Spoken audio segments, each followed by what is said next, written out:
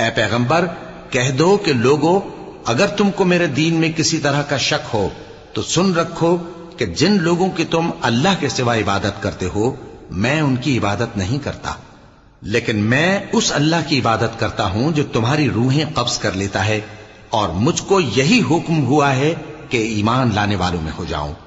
اور یہ کہ اے نبی سب سے یکسو ہو کر دین اسلام کی پیروی کیے جاؤ اور مشرکوں میں ہرگز نہ ہونا، اور اللہ کو چھوڑ کر ایسی چیز کو نہ پکارنا جو نہ تمہارا کچھ بھلا کر سکے اور نہ کچھ بگاڑ سکے۔ اب اگر ایسا کرو گے تو ظالموں میں ہو جاؤ گے، اور اگر اللہ تم کو کوئی تکلیف پہنچائے تو اس کے سوا اس کا کوئی دور کرنے والا نہیں، اور اگر تم سے بھلائی کرنی چاہے تو اس کے فضل کو کوئی روکنے والا نہیں۔